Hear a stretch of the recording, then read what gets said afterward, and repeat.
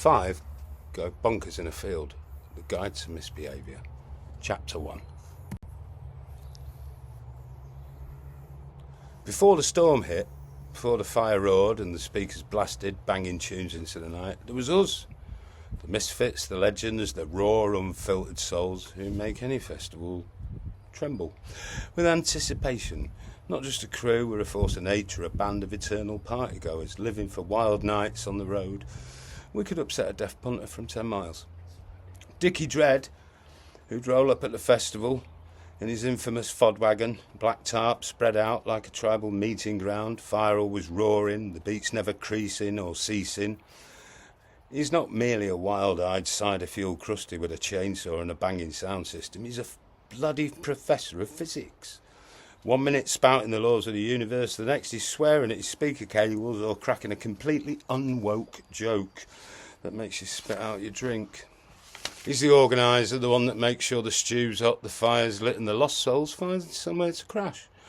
He lives off-grid on his 12 acres in a mad welded together horsebox static caravan hybrid. A monument to self-sufficiency and stubborn will. I've seen it all, done it all, and I'm here to lead this motley crew into another gathering of pure unbridled disorder is his cry. Albeit a thing of beauty, unless you're a straight cunt. Paddy, his partner in crime and best mate for decades, maybe nearly 60, but is as wild as a man a third of his age, a proper mad professor with an autistic genius for music and numbers. His brain's a supercomputer, though common sense got left behind at some festival, along with his glasses, phone, drugs, several hats and most of his dignity. Short and scruffy, his unwashed hair and random hat scream his one-of-a-kind style, and he always carries the unmistakable aroma of last night's pub, or the night before, and the one before that, etc., etc. Paddy is the festival gremlin, generous, chaotic, and ever ready to share his last pint or tenner, even if it means falling on his arse, tumbling into a hedge, knocking tables off booze over, and even collapsing into the fire pit. Then there's Corky, the eternal festival fixture who's been around longer than the stones at Stonehenge. Mid-50s, yet he's lived uncountable wild nights and as many lives. His tangled dreads peek out from under that manky flat cap he never takes off, and his wild bushy beers frames eyes that would flash with mischief. He spits thick Glaswegian, loud and predictable, and as cutting as a samurai sword, depending on how much vodka's left in his plastic beaker. Vodka's his breakfast, he mixes it with orange juice and sips it from a beaker with a plastic straw, a ritual as unorthodox as the man himself. Because when you add the ketamine for lunch and a fat bifter on the go, all day Corky drifts through life in his rainbow hippie clobber. A poet, a madman, a lovable rogue, a hero of the road. Friendly enough until you cross him. Then it's just a different tune, but most folk just let him be. After all, what's a solstice without a bit of lunacy? Then there's I, Taxi, apparently the steady rock of our caravan of chaos. You'll hear me before you see me.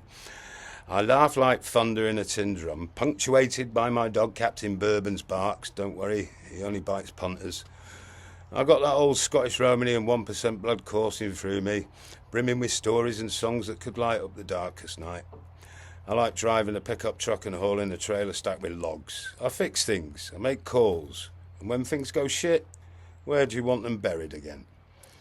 Whether I'm strumming soulful tunes on my guitar or spinning yarns that leave you laughing till your ribs ache, I try and carry a bit of weight and loyalty and be steadfast as a Roman road.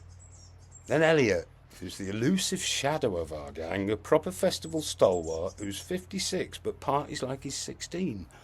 He rolls up in his battered blue camper with his wee chihuahua, Princess Innie, the wonder dog, yapping in the passenger seat as if it were the true boss, decked out in mad neon get-ups, sporting many a wig or hat and a glowing face mask. Elliot is a spectacle of energy and mischief.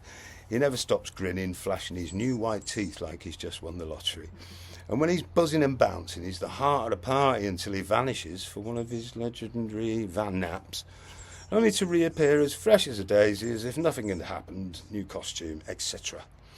Then there's Steve, a wiry, restless drifter with long unkept dreads and a permanent gurn that suits him to a T. His laugh is childish and infectious, his smile disarmingly sweet, yet there's always a glint of mischief in his eye, wrapped in a battered, oversized coat and hauling around a tent that's barely holding together. Steve embodies crusty charm. He never needs money. He inviles his way into booze, drugs and whatever else the night demands. A vanishing act by nature, he always finds his way back to the Cuckoo crew camp, providing that even a drifting soul can be an essential part of our wild, unfiltered tapestry. This, my friends, is the core of the Cuckoo crew, a motley band of rebels, pirates, misfits. Each one of us is a legend in our own right, our lives woven together by nights of raw, unfiltered debauchery, wild music, and tales only true festival warriors can tell. Together we're set to turn the festival world upside down, one wild, unforgettable night at a time. Go wild, or just fuck off. And we're legends, not fucking leggings.